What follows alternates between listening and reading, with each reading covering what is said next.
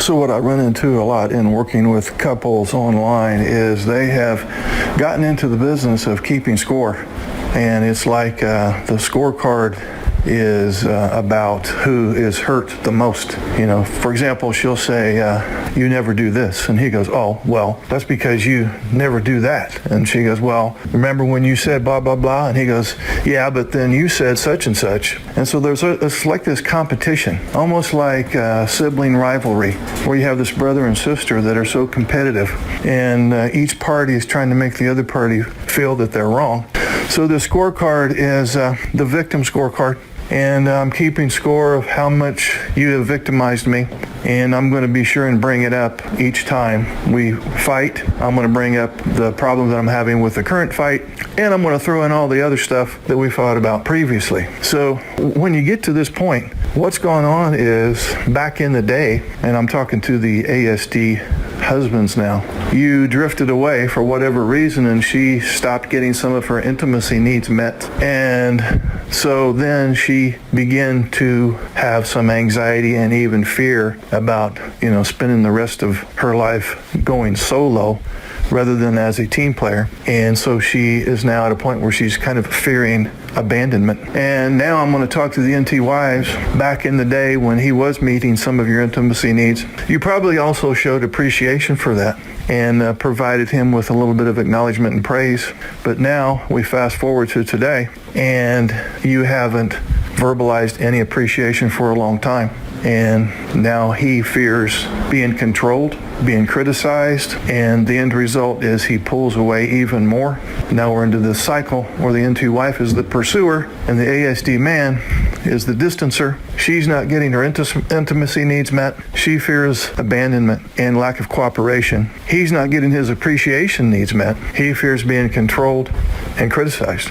And so now we're back to the scorecard again, where he's going, well, you're always trying to control me. You're always being critical. Oh, yeah.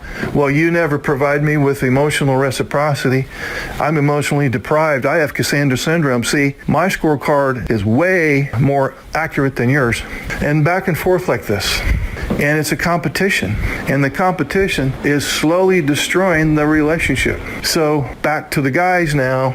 You need to be thinking in terms, how can I make her feel like she's not going solo, that I am part of the team, and that she is getting some of her intimacy needs met. And ladies, you need to be thinking in terms of, okay, instead of me focusing on keeping score of my hurts, maybe I need to come up with a well-placed compliment or show of appreciation sometimes. I don't care how much he has dropped the ball. And I'm sure he has dropped it many times. He's doing something right.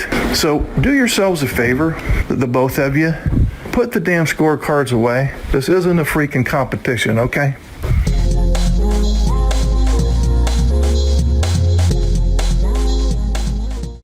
Hey guys, this is Mark Hutten with AdultAspergersChat.com, and I recently received a rather lengthy email from a neurotypical wife who is married to a husband with Asperger's syndrome, and I'm just going to condense her email in just a sentence or two. Basically, she was saying that whenever they have conflict, it always ends badly because they just end up fighting, and she yells and he shuts down.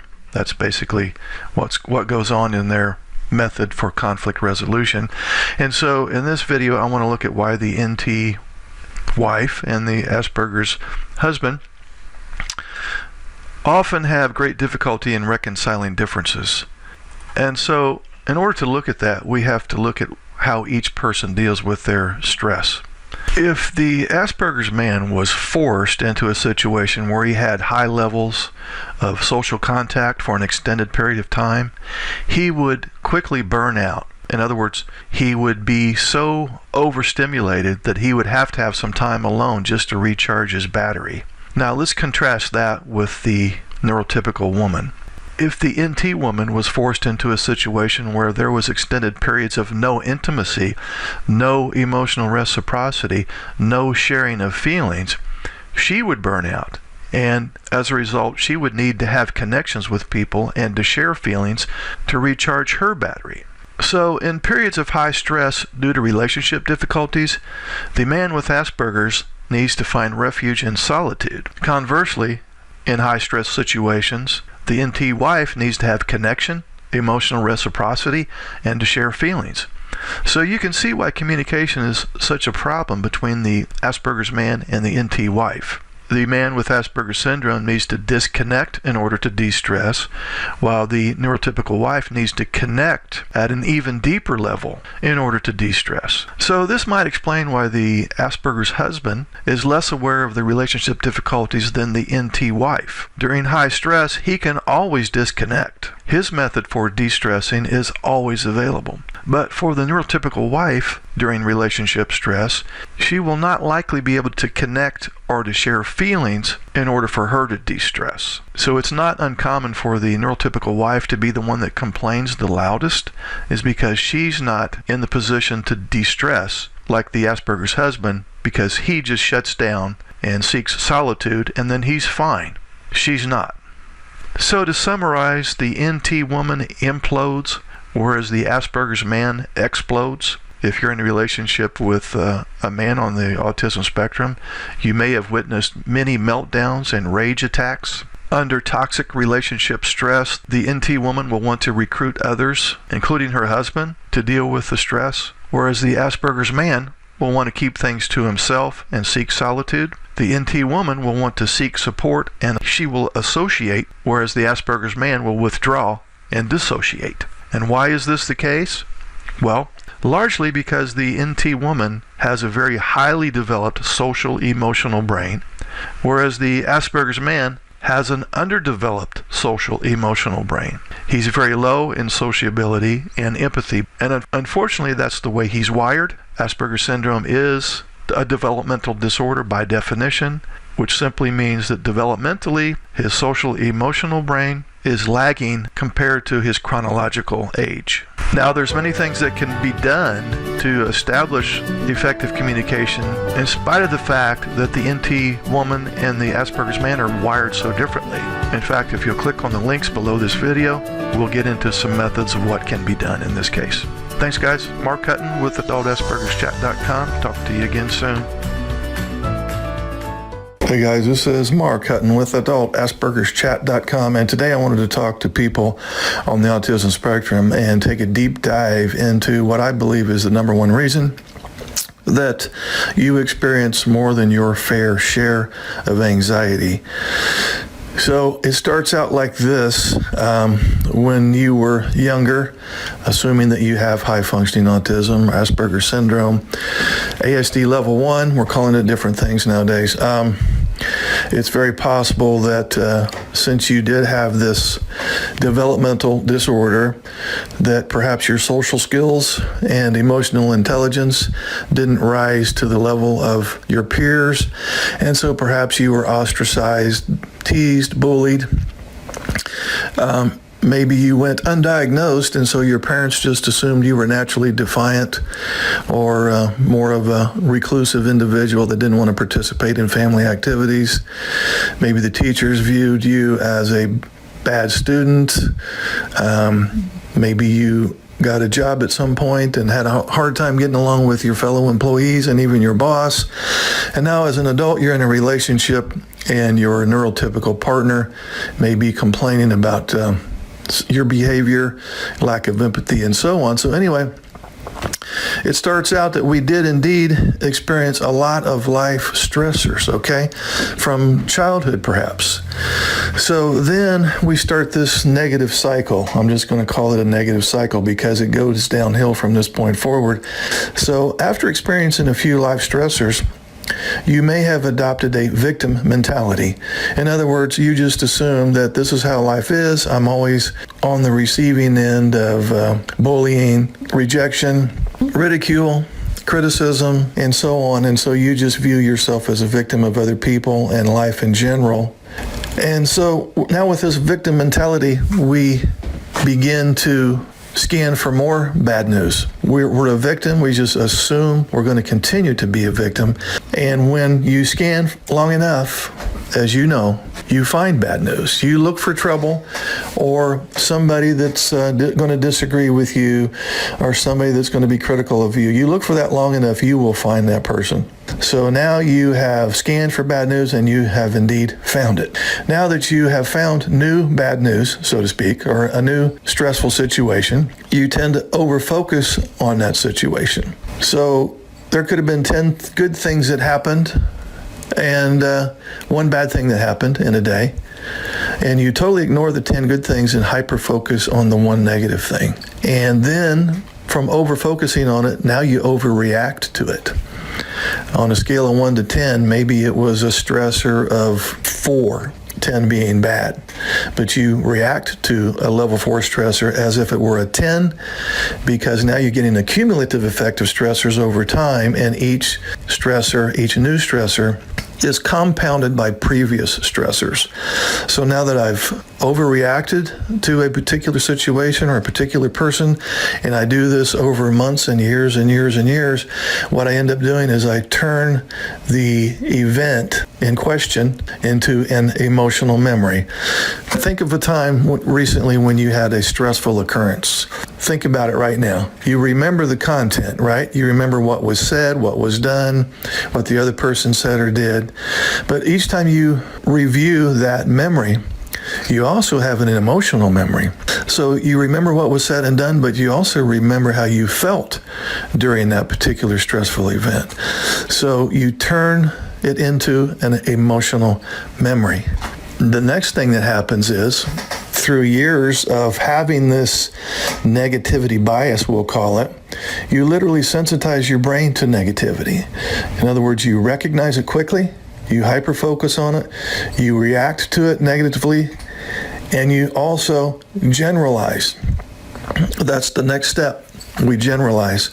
So we've had one incident that happened, and then another incident comes up that's reminiscent of the previous incident, and we think, oh, well, this is going to be the same thing. This is going to turn out badly too. So we just assume that all subsequent events, they're even remotely similar to the original stressful event, are going to turn out the same way.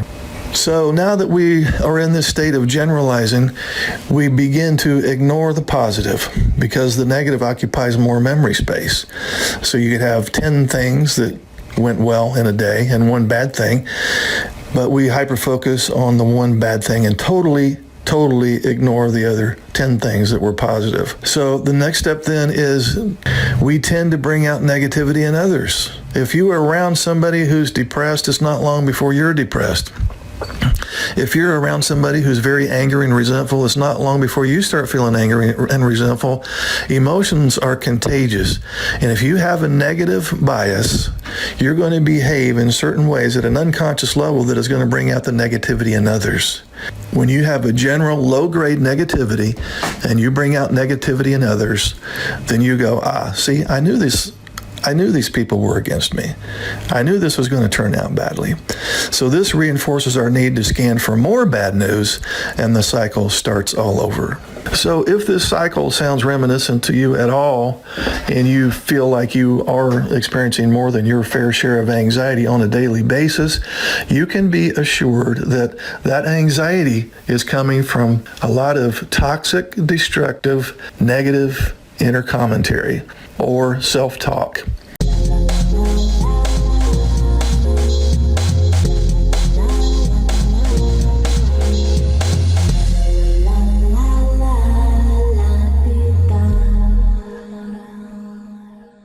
She is high in social emotional intelligence, you not so much. You're high in logic. So she is high in social and emotional needs, you not so much. I mean, there's nothing wrong with this. She's just doing the way she's wired, you're doing the way you don't require a whole lot of talk or discussion or exploration about feelings. You're probably not a super social person unless it's work related. So we have this dilemma because you can imagine, because you are more task oriented, more involved with facts, figures, objects, task completion, whereas she is more of a people person. So you can see why we have this problem. That doesn't mean anybody did anything wrong, but it does cause a problem in the relationship. Otherwise, you wouldn't be here. So one of the main things that we're trying to accomplish is to, in my book, is to reduce your relationship stress. You, the guys, I want to reduce your relationship stress. How can I do that? Open up the channels of communication, because if she were here, she would say the number one problem is he doesn't provide emotional reciprocity, and we can't talk about things, especially the difficult stuff. He has a meltdown or a shutdown or some variation thereof, and we can never solve the problems. And so the problems pile up, pile up, pile up. They're in the closet this whole time, and they're not going anywhere. They're still in there breathing and growing. In other words, they get worse as time goes on. So if you have something that's 3 years old and then she brings it up again, it's going to be a lot worse than if you'd have dealt with it 3 years ago.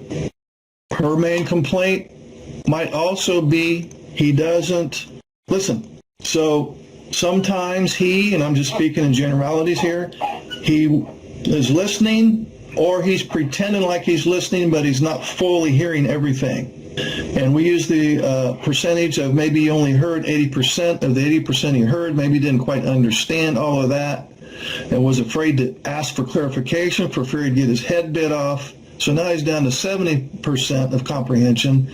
And then of the 70% that he understood, he only retained 50% of it. This could be because she provided too much data. You had brain overload and maybe were anxious as she was throwing words at you.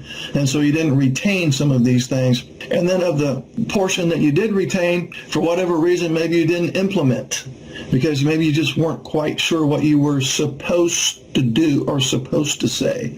Most often, your version of meltdown or shutdown is a result of heightened anxiety. She can and has been abrasive in her approach. She had a good message, but her delivery, it wasn't tailored to a neurodiverse communication style.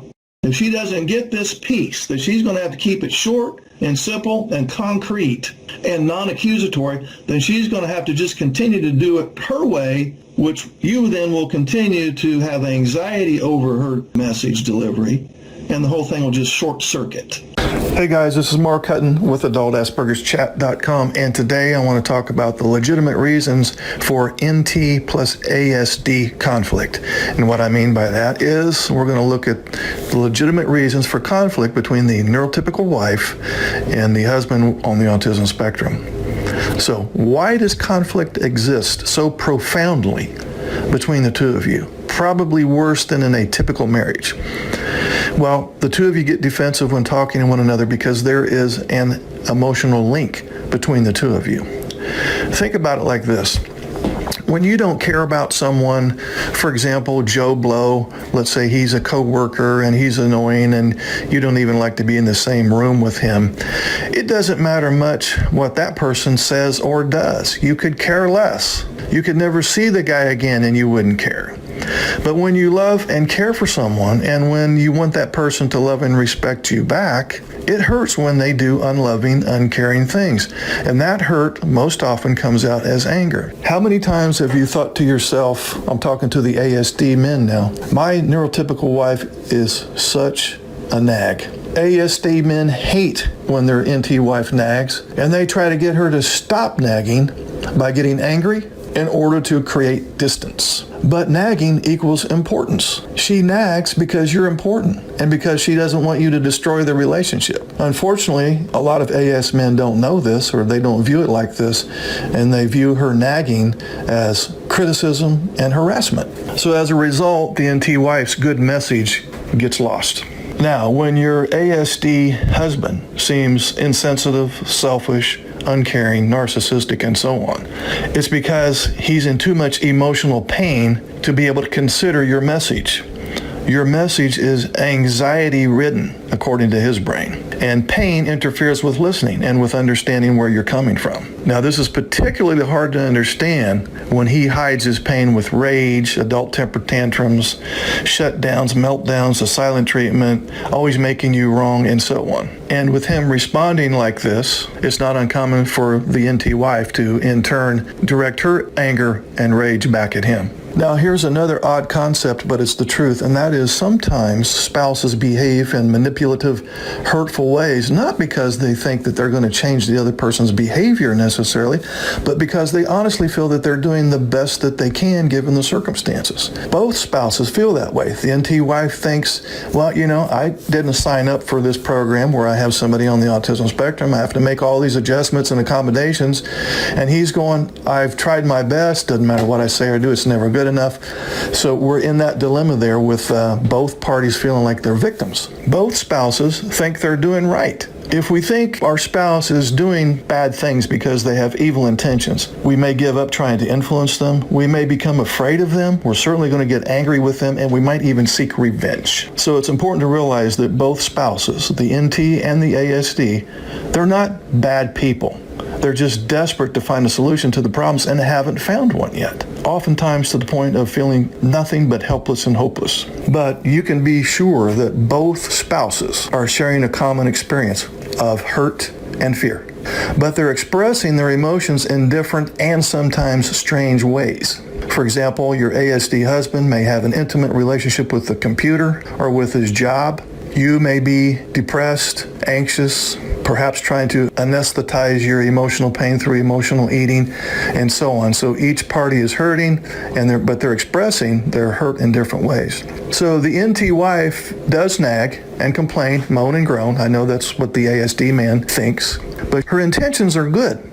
She's trying to keep the relationship from sinking. But unfortunately, she has thought, well, if I just try harder, if I stop trying, if I'm nicer, if I'm tougher, if I complain, if I stop complaining, if we go to traditional marriage and family counseling, all of these things, she's trying, and none of them work. And she is frustrating him in the meantime. So we have to change the way we approach the problem. And the very first step has to be to take a deep dive in examining how the NT wife downloads certain things and then behaves accordingly, and how the ASD man downloads things and behaves accordingly. But the moral to this story is, guys, she's nagging because she cares about you.